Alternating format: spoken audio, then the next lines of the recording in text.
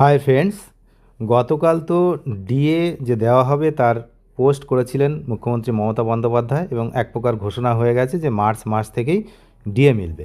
তো সংবাদ মাধ্যমে কিন্তু আজকে এই বিষয়টি নিয়ে একটি আর্টিকেল বেরিয়েছে যেটা খুবই গুরুত্বপূর্ণ। এই যে আমরা দেখতে পাচ্ছি যে ঘোষণার মুখে নাটকীয় পোস্ট, বকেয়া ডিএ মিলবে মার্চ থেকেই। এখন সবথেকে বড় প্রশ্ন হচ্ছে যে এর বিজ্ঞপ্তি কবে বেরোবে, এটা নিয়ে আপনারা অনেকেই কমেন্ট করছিলেন এবং সবচেয়ে গুরুত্বপূর্ণ প্রশ্নই এখন ওইটা যে বিজ্ঞপ্তি কবে বেরোবে, কবে থেকে টাকা দেওয়া হবে।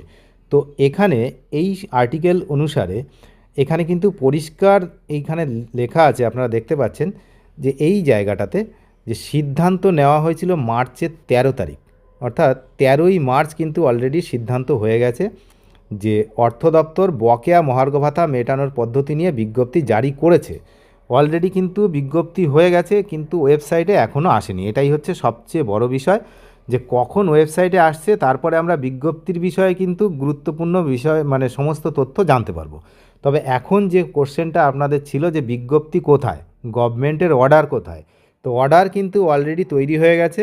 এখন বিষয় হচ্ছে সেটাকে দেখা হচ্ছে, সমস্ত আইনি দিক দেখা হবে, তারপরেই কিন্তু সেটা পাবলিশ করা হবে। তো সেই হিসেবে কিন্তু 13ই মার্চ ওটা কিন্তু সিদ্ধান্ত নেওয়া হয়েই গেছে অর্থ দপ্তরের পক্ষ থেকে যে মহার্ঘ ভাতা এবার মিটিয়ে দেওয়া হবে। সুতরাং আপনারা 100% নিশ্চিত থাকুন যে এবার কিন্তু ফাইনালি বকেয়া ডিএর টাকা আপনাদের অ্যাকাউন্টে যাচ্ছে। এই নিয়ে কোনো সন্দেহ আর এই মুহূর্তে আপাতত নেই। এখন প্রশ্ন হচ্ছে যে এই 13ই মার্চের বিজ্ঞপ্তি, মার্চ তো 13 তারিখেই সিদ্ধান্ত হয়েছে, তো সেটা কখন প্রকাশ পায় সেদিকে তো আমরা চরম নজর রাখছি। এবং কোথায় প্রকাশ পাবে সেটাও আমি বলে দিচ্ছি। ওয়েস্ট বেঙ্গল গভর্নমেন্টের যে ফিনান্স ডিপার্টমেন্ট, ফিনান্স ডিপার্টমেন্টে কিন্তু এই নোটিশ প্রকাশিত হবে, যেখানে সমস্ত আর্থিক সংক্রান্ত এবং বিভিন্ন সরকারি যে কর্মকাণ্ড সেগুলো সংক্রান্ত কিন্তু নোটিশ প্রকাশিত হয়। তো সেই ফিনান্স ডিপার্টমেন্টে প্রকাশ পাবে। তো আমরা ফিনান্স ডিপার্টমেন্টে তো কড়া নজর রাখছি, আপনারাও রাখুন। চ্যানেলে যারা নতুন তারা নিয়মিত আপডেট পেতে অবশ্যই চ্যানেলটিকে সাবস্ক্রাইব করে সঙ্গে থাকবেন। ধন্যবাদ।